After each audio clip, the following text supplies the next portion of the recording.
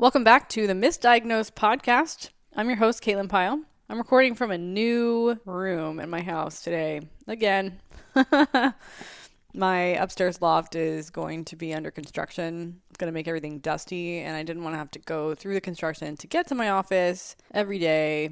So I've temporarily moved my giant iMac and recording equipment down to my bedroom. I have a cute little desk set up in here. I love it. So that's where I am. We're continuing the conversation on emotional brain today. It's chapter 5 in Medical Medium's Brain Saver book, which is the thickest book. I mean, we'll be here for a couple of years, most likely, but all the way towards the end, I mean, including the index, there's over 600 pages in this book. And I'm loving going through it piece by piece. It's information that I truly am endeavoring to become an expert in, and the best way to do that is to teach that information to someone else. What better way to do that than with a podcast? Yeah.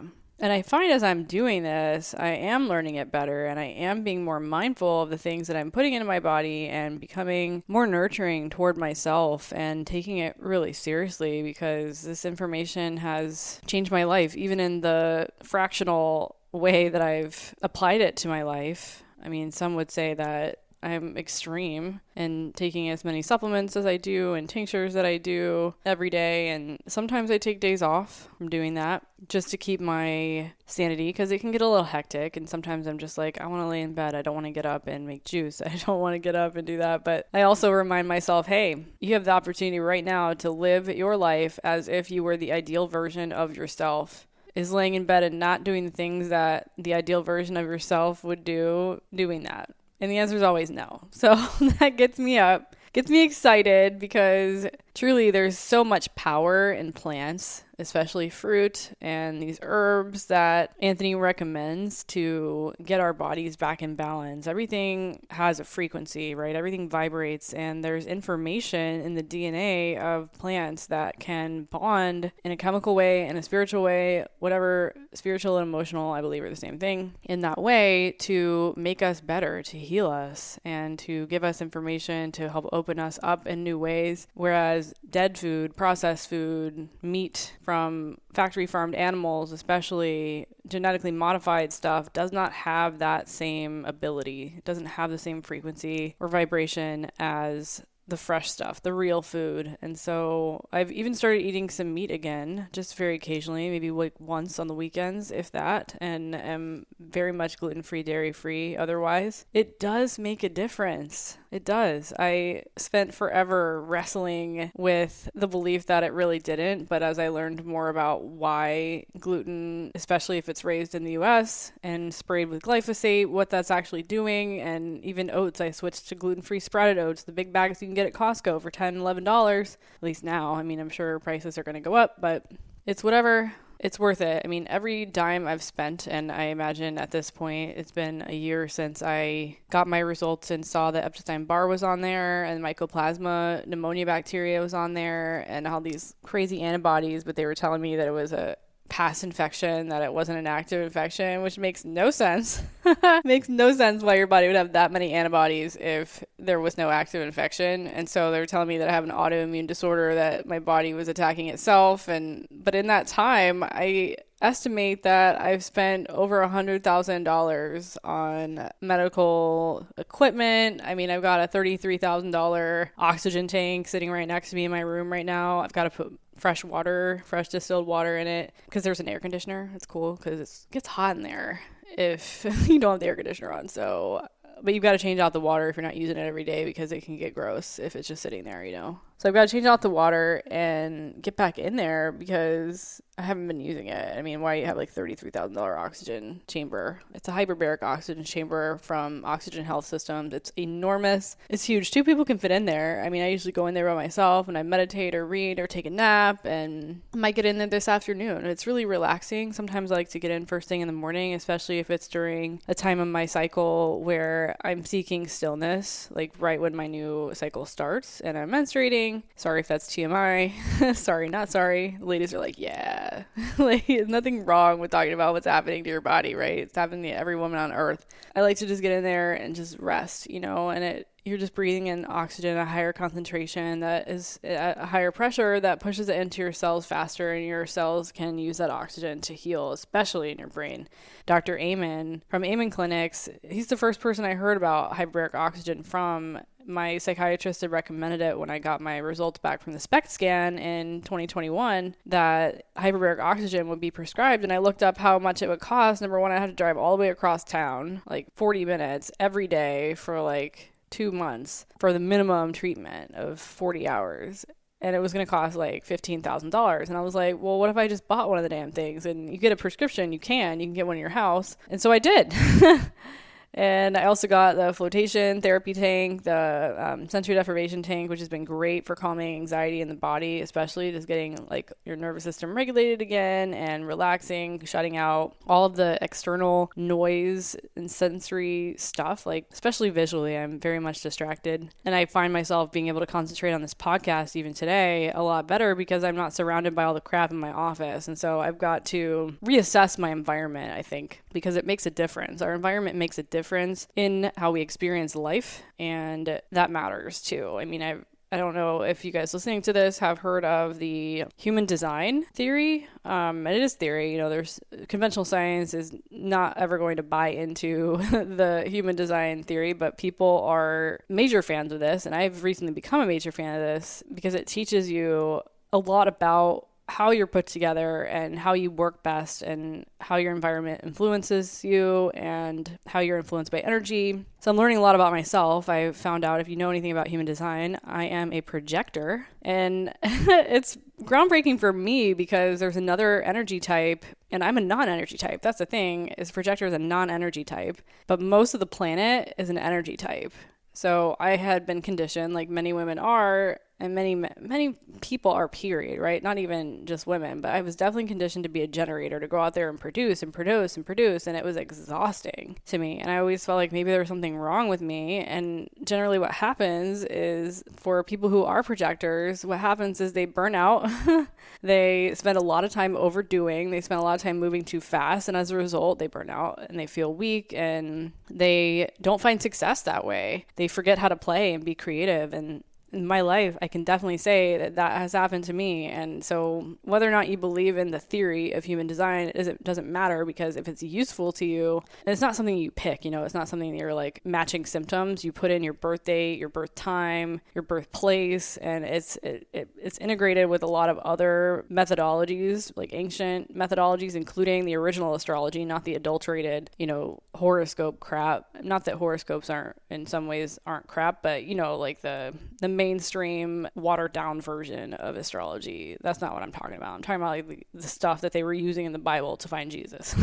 So it's not you matching yourself to a list of symptoms and you're saying, that sounds most like me. It's not like a quiz you take online, although there are quizzes to help you identify it. But when you put in your information, it like spits out a whole crap load of numbers, and I don't know what any of them mean yet, but I'm learning. And in fact, tomorrow, it's Wednesday, I'm recording today. Tomorrow I'm meeting with somebody who's going to help me read my chart and help me integrate what I'm learning into my business now, because I'm on TikTok now and I've got some products. I've got some books that I have for sale now, and I'm working on some master classes swimming around my head, and I want to learn the best way to create that and not burn out, because I haven't posted a video on TikTok in probably a week because I don't want to burn out. I don't want to make videos and not want to make videos, just to create content. And I'm not a generator, so I need to figure out the best way to create the content that feels good to me, that I cannot wait to make, and that flows naturally. And really, this podcast is a lot like that for me. It is something that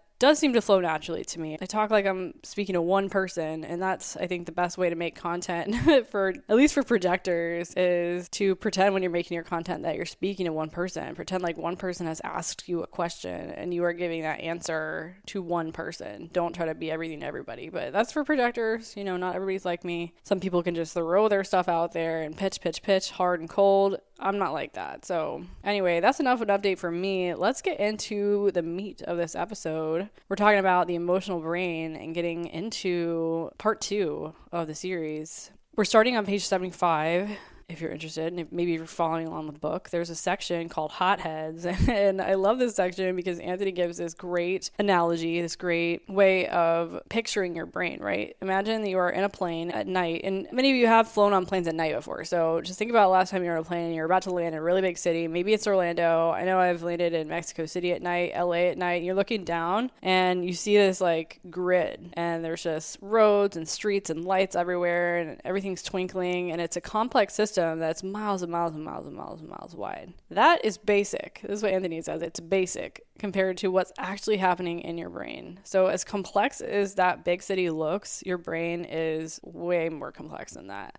When we were talking about the static brain chapter, that was chapter 2 of the book, we're talking about an extensive, very intricate network of neurons. And the words extensive and intricate, even very intricate, do not do the brain justice. It is incredibly intricate. Like, our minds cannot fathom the intricacy of our brain and how complex it is. And because there's so much electricity in the brain, there's so much heat occurring inside the brain. And we learned about that in the Battle of the Metals series, where we're going over chapter 3, your alloy brain. We're basically building on what we learned in the last episode. So if you haven't listened to the episodes in this season yet, I want you to do that, because we're building on those previous episodes, and this episode will mean a whole lot more to you if you have that foundational knowledge so far. So go back and listen to episode 1 if you're just joining us. Episode 1 of season 2. If you want to listen to season 1, it's also very interesting. It's just not about brain health specifically. It's debunking a lot of the crap in the mental health industry and bringing a lot of that to light. Just different than what we're doing in season 2. So yeah, every thought you have, every task you perform, every conversation you have with anybody, you're creating heat in your brain. And so the second, the minute, the second, the moment, whatever you want to call it, nanosecond, anything jolts you on any level, whether it's good or bad, the voltage goes up. So maybe you're at 110 volts, like a regular US plug. Now you're at 220, the European, voltage. And then instead of at 220, maybe you're going out to 420. The voltage isn't on the same scale as our power lines, though, or in our houses. It's a voltage scale that only exists inside the brain, and it's not something that's even familiar or known to medical research and science. They don't have a way to measure electricity in the brain. That doesn't mean, because it's undiscovered, that it doesn't exist. It just means that they don't have a way to measure it. And so because they can't measure it, it doesn't exist according to science, right? Because science, if you think about what we know science to be, it needs to be observable. You need to have evidence, like empirical evidence, to prove that it exists. And you need to be able to have processes that prove it exists on a physical level. And that's why science is never going to catch up to anything having to do with emotions. And they have to search for physical causes and tell you that it's your genes causing your mental illness, because they're not going to go in the direction of understanding emotions and understanding the spiritual aspect of why we experience symptoms. And it's just an integrated system that mainstream medical science is never going to be on board with. They're convinced that we're all just physical beings, and that's what they want us to believe, right? Because then they can control us and say, oh, your body is betraying you. We need to help. Like, you need to trust us because your body is not trustworthy. And that is just complete bullshit, y'all. It's complete bullshit. So if you don't get anything else from this episode, know that if your doctor or some mainstream doctor on your insurance is telling you that your body is attacking you and that you can't trust your body, you have to trust them and take their drugs, it is not true. I mean, a year ago, I was prescribed with oral chemotherapy pills, and I said, hell no. Walgreens called me because my doctor had called in the prescription based on my last blood test without my authorization to just put me on this drug. And I didn't want to take it. Because I wasn't at high risk for blood clots. It was for the essential thrombocythemia diagnosis that I had received in October 2019 after maybe a year of having high platelets, but I hadn't been having high platelets for my whole life. And so they're trying to tell me that my genes had mutated, or that I had a gene mutation, and that a lot of people who have this essential thrombocythemia, which is a low-grade chronic form of leukemia that causes your bone marrow to produce too many platelets, they were telling me that a gene mutated and that was causing my bone marrow to create too many platelets. Well, come to find out from Anthony, and I've mentioned this in an episode previously, that inflammation and viruses, the toxins, they can infect your bone marrow too, and that's the seat of most blood disorders that are a mystery to medical science. So they're trying to say that, it's a chronic illness that is a slow progressing, blah, blah, blah. Like, no, if you can figure out what's causing your bone marrow, that's not your genes are not working against you. Your genes aren't causing your body to malfunction. There's something in there that's causing your body to create more platelets. If you can figure out what that is, then everything's going to get better. And so I'm following some people on TikTok who have also been diagnosed with essential thrombocythemia, this blood cancer, and they are taking the oral chemo and they're talking about their illness and they're saying, I thought I was going to get better when I started taking the medication, but I didn't. And they're having to come to terms with the fact that they're not going to get better on the medication. So I am going to start producing content that speaks out about my essential thrombocythemia. But before they do that, I am doing more of the antiviral protocols just because I want to make good and ensure that when I go and get my blood tested, that I've done everything I can to lower the incidence of the virus that was causing the inflammation in my bone marrow. So when I get my platelet count back, it's going to be in a normal range for the first time in several years. And I can go to my oncologist and say, dude, you were wrong. Like, I want that satisfaction, and I'll prepare my body for getting the blood draw too ahead of time so it doesn't take so much out of my immune system, because that's another thing they don't tell you is that your immune system is your blood largely. And so if you're giving so much blood away when you get all these tests every 3 months like they want you to do when you have a so-called blood cancer, you're just making it worse when you do that. Yeah, so a little side note, we're going back to the book now. It's going to take us forever to get through this chapter because I get on my rabbit trails and my little rants, but hopefully you find those interesting because I find it interesting to share them with you. So how you cope with the heat in your brain really depends on what reserves of stuff, like good stuff for your brain, are in there, right? So do you have strong neurotransmitter chemicals or are they diminished and weak? Do you have good levels of melatonin? Do you have enough glucose? Have you been eating enough fruit, right? Because fruit is the best source of glucose for your brain. Most of us have ample oxygen in the brain. We have enough of it. Even people who aren't exercising, right? Hydration, though, is a completely different story. Most people are not hydrated enough. And hydration and oxygenation are the two things that our cells really need to function. But it's not just about drinking more water, because most of our tap water, and if you haven't watched the documentary Tapped, I highly recommend it, is crap. Like, our tap water is poison. It's dead. It doesn't have anything good in it. So you're just drinking water and it's just going through you, and your body is like absorbing the garbage that's in it, including pharmaceuticals, including heavy metals, including bacteria, including just junk, fluoride, which is a heavy metal byproduct. Toxic stuff. So check your water, like get a little water testing on Amazon and see what your metal levels are in your water, and see if you can't get something to help filter some of that stuff out before you drink it, and add in some lemon and lime juice to make your water alive again. Most people are dehydrated, and they also don't have enough of the salt that is good for us. So not table salt. There's nothing good in table salt, but trace mineral salts, the kind that's in celery juice and pink Himalayan salt, and not the kind of salt that's in fast food either.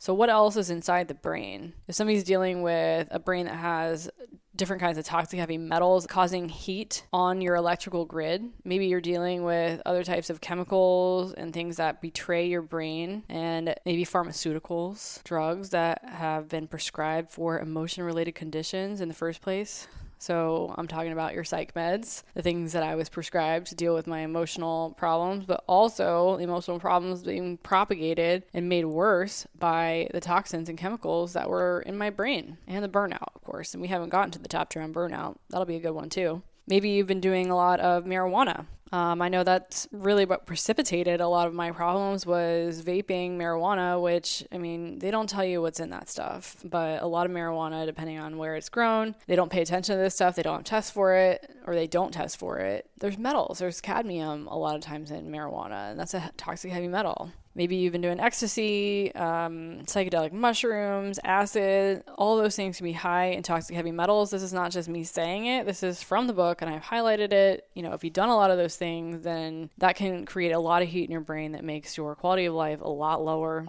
Maybe you've been wounded emotionally, so the heat in your brain is burning strong. That certainly happened to me after my divorce, and I got diagnosed with bipolar disorder and put on drugs. Maybe your brain is inflamed because there's viruses inside your body. And we talked about how viruses create neurotoxins that find their way into the bloodstream outside of the liver because your liver gets clogged up and it gets into your brain and causes the symptoms that get diagnosed as mental illness. All of these things that we've mentioned, viruses, getting wounded emotionally, pharmaceutical drugs, toxic heavy metals in the brain, all of these things play a role in creating heat in your brain at a higher and higher temperature. And nobody's in the safe zone unless you really start giving your brain what it really, really needs. Emotional healing is not just a mental state of being, it's a physical state of the physical brain too. And unfortunately, that information is usually missing from many of the experts talk about brain topics that are popular today. Experts will try to offer tools, all sorts of theories there are about brain optimization, but without a foundation and what's happening to our brains to begin with,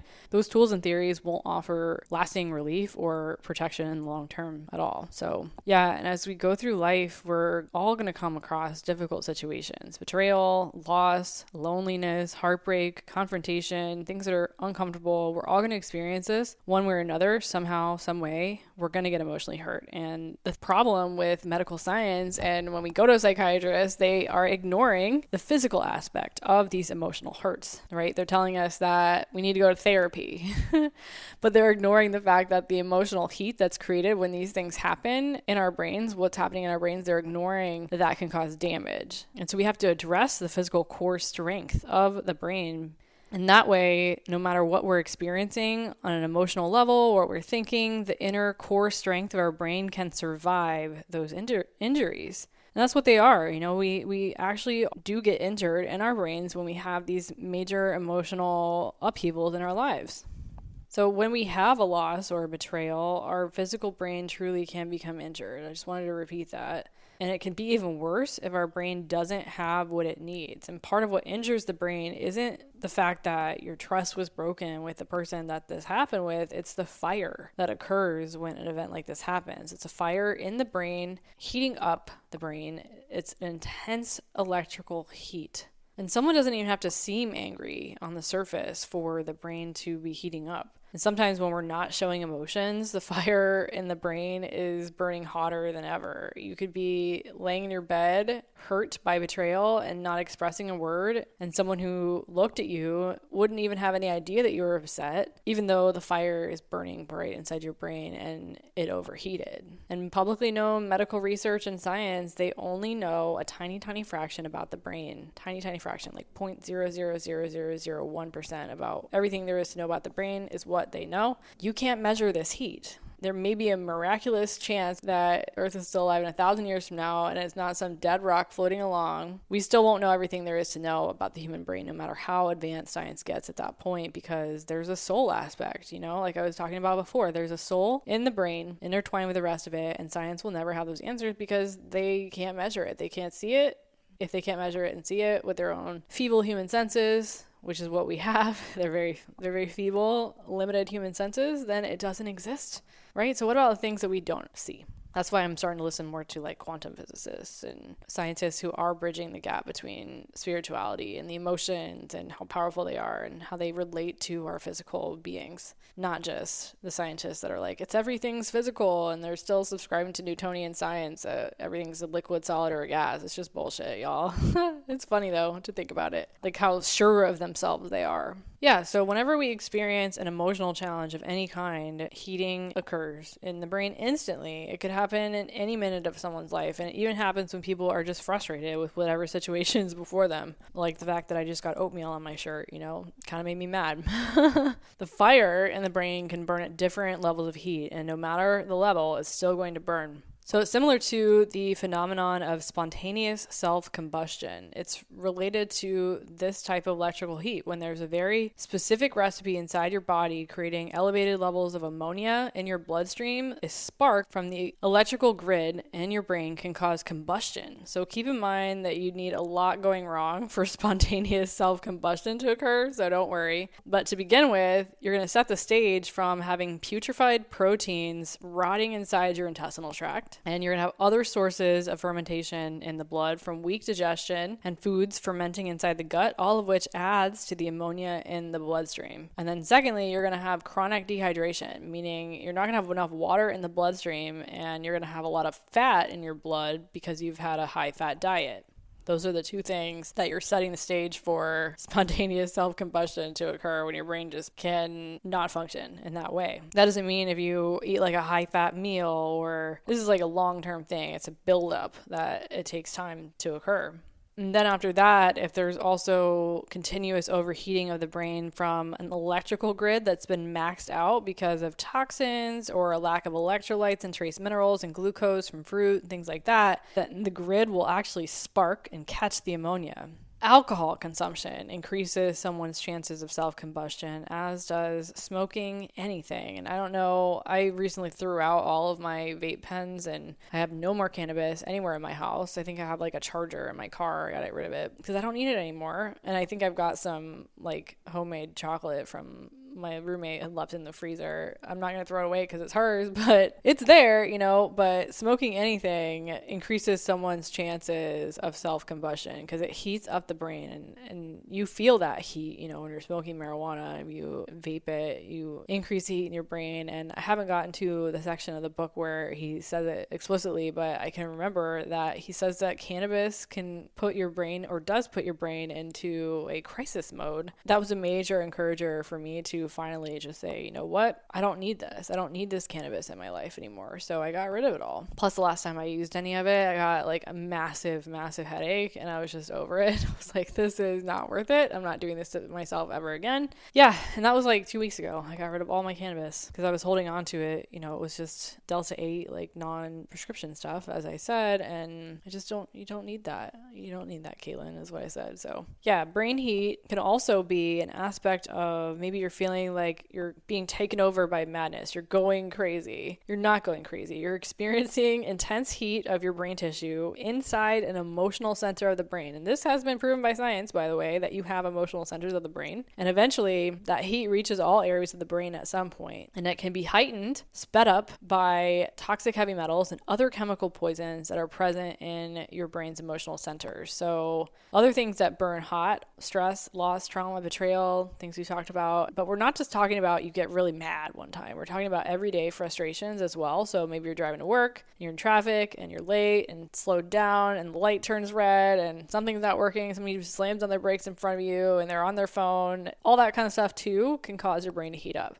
Even having a difficult conversation can cause your brain to heat up. And this is so interesting. In our day and age, being on Zoom, and I can totally relate to this, Anthony says that participating in a virtual meeting can cause the brain to heat up because video calls often involve an additional form of stress because you might have spotty internet connections that cause delays, participants talking over one another, or because we tend to raise our voices, increase our facial expressions, or emphasize our body language when we feel the format isn't allowing us to really project our message. And gosh, I think about the group calls I have to be on for my coaching school, and one of the people always has technical difficulties, and they're always delayed, and they're always having problems. She has to put herself on mute because the type of computer she has, whenever somebody else talks, you hear that through her mic. So it's really annoying. And I think one time we spent 15 minutes trying to solve her technical problems. It was really annoying. And it's true, being on these virtual meetings can be a form of stress too, because you're not able to really make use of your time. And I feel myself getting tense and like not breathing properly. And it's just a certain type of anxiety that's brought on by these virtual meetings. So yeah, heat in the brain caused by life challenges. It is a lot harder on people who are chronically ill as well because they're often stuck in bed. So they're too fatigued to just walk it off or distract themselves, shake it off. And a lot of people will just run from their stress, you know, and they burn off adrenaline that's created by mild stress by keeping busy with activities that they like, and they wear themselves out so that the thoughts don't keep cycling. And people who are chronically ill, though, they don't have that option. When you're stuck in bed all day, you can get caught up in your headspace with the brain fire burning hotter and hotter and hotter, and it's just like adding insult to injury because you're already dealing with the physical challenges that have you stuck in bed in the first place. And what was surprising to me and learning in this chapter is that even when everything's good and you're happy, your brain can still heat up. It's burning on a different level with a different kind of heat, but it's still heating up. And the difference is that our brain's cooling mechanisms are usually enough to temper the type of heat that you create when you're happy and things are good. The reason why people with chronic illness can find that having a little bit more happiness in their life can be hard on them is because it generates too much heat in the brain. It can be exhausting. I'm still recovering from everything. There's no way I'm at 100%. I'm way better than I was a year ago, but I'm not at 100% yet. So I can tell that when I'm around a lot of people and I have a great time having people over, historically, it's been exhausting. I haven't had a party since July. I haven't had people over since July. It wipes me out and it makes me exhausted. I need a couple days to recover. So we can get burnt out from having too much fun. Yeah, like having a vacation from your vacation. And you need to have chill time for days and days afterwards sometimes, where you can just do nothing and increase the self-care and recover from everything that we had going on the trip, which was supposed to be self-care in the first place, maybe. Yeah, so it doesn't matter how lucky in life we are, who we are, we still have to protect our brains and take care of them, even if we're having a great time in life. And the solution to creating or tempering the heat in our brains isn't to stop ourselves from having emotions, right? That's what psych meds do. They make the problems worse. We don't have total control over our emotions anyway, right? We can make what feels to be like a lot of progress emotionally, conquer our demons. That doesn't mean we're going to stop having emotions. It's not a definitive mapped out journey life, it's not.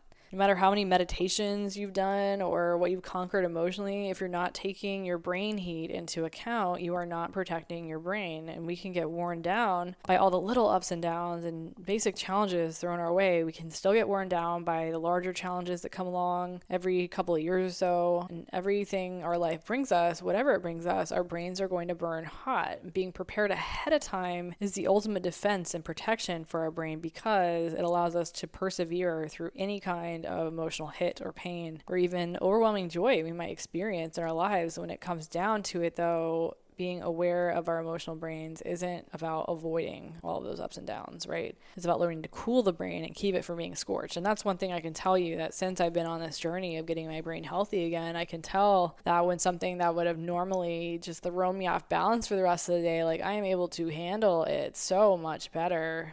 Yesterday, I had an Airbnb guest in one of my units out in Claremont want to vacate the unit she had rented for probably 6 weeks. She wanted to vacate in 2 days, and I was like, no. And she made up some crap and was basically lying and not telling the whole truth to get out of staying for the whole 6 weeks, which was putting me in a pickle as a rental owner. I was really proud of the way I handled it. Thankfully I had my assistant to take over some of the stuff, but I still did my workout and I still kept my cool, and I just let it go in the end instead of holding on to it. And I could tell that I was handling it in a better way than I was able to before. And I think that has everything to do with how healthy my brain was to be able to process and manage that heat and not throw me into this fit of rage or anger or frustration, say things I didn't mean. That's the things that can happen if our brains get out of control with the heat.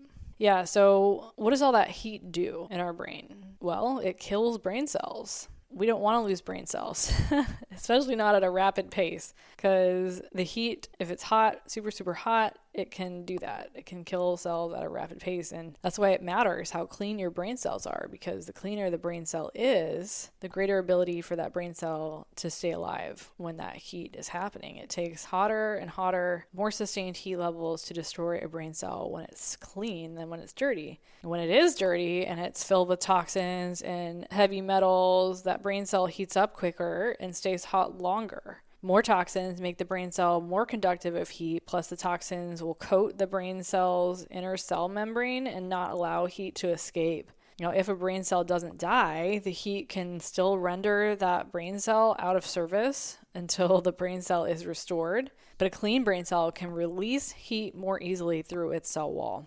That said, extended heat over a period of time can still render a super clean brain cell disabled for a time, kind of forcing it into a sleep in a way, making it dormant until the heat stops or shifts, because maybe you're switching gears with your thoughts or your project, taking a break and having some downtime. That's why rest is important. You want to let your brain cells cool down, because giving them some dormant time to cool them down is going to help them stay healthy.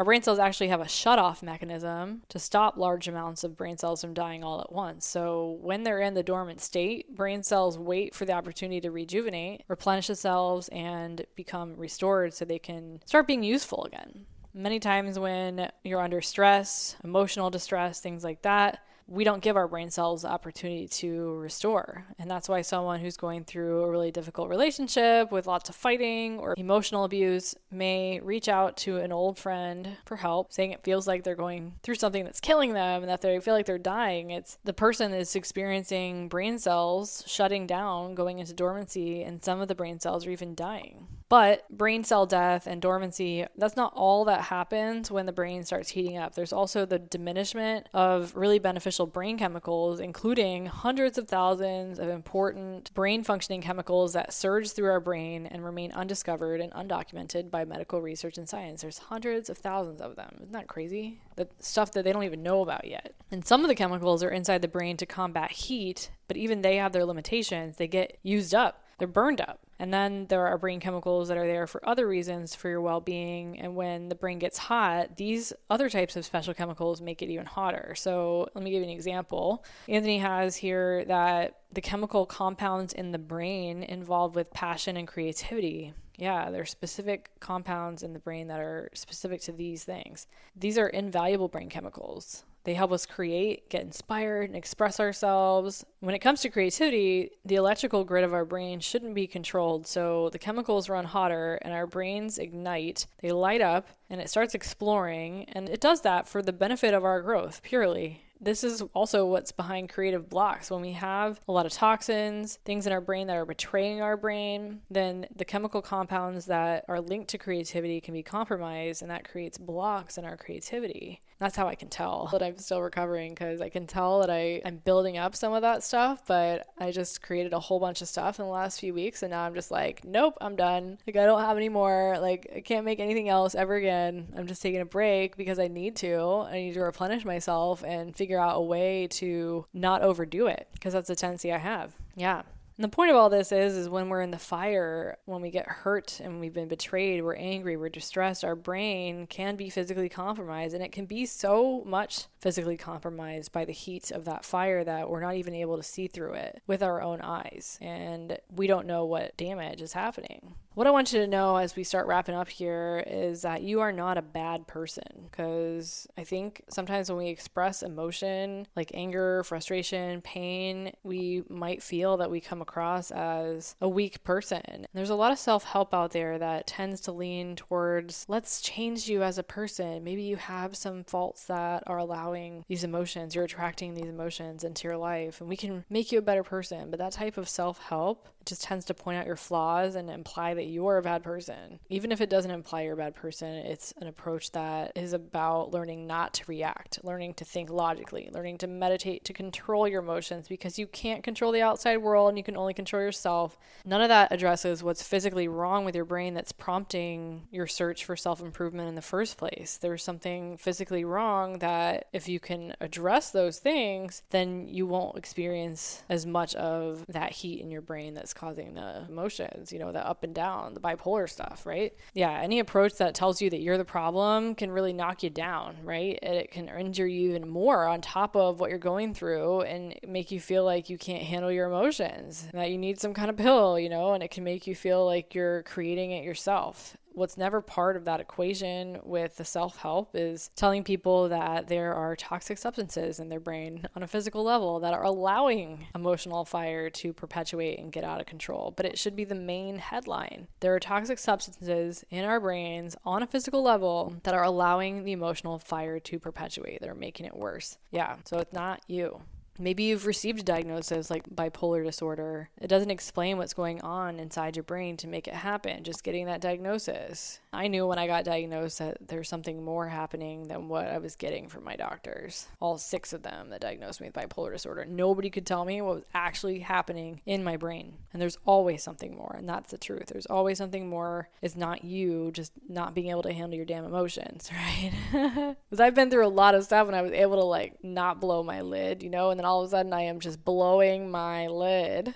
And there's something more underneath the surface that I wasn't aware of, and neither were the doctors. And I'm so grateful to have found this information. I'm so grateful to be here being able to share it with you, because it has absolutely changed my life, because it's about removing the toxic chemicals inside the brain that are the fuel for the fire that make it burn hotter. And we want to restore the good chemicals and supplies inside the brain that suppress those fires and allow our brain to function optimally. Yeah, so thank you so much for joining me for this episode of Missdiagnosed. We're going to continue the conversation on this emotional stuff. We're going to talk more about what our brains need, the supplies that we need to fight the fires in our brains in the next episode. So get ready for that, because it's critically important. Your quality of life is directly linked to how healthy your brain is. And if your brain is not healthy, then you are not healthy, right? But you might not realize it because your brain is compromised. So we want to be as conscious of our brain's health as possible and understand what's going into it, what is happening inside our brains when we have these emotional upheavals, everything that we eat, knowing that that's going to affect our brain as well, and taking steps to enhance our quality of life for our brains.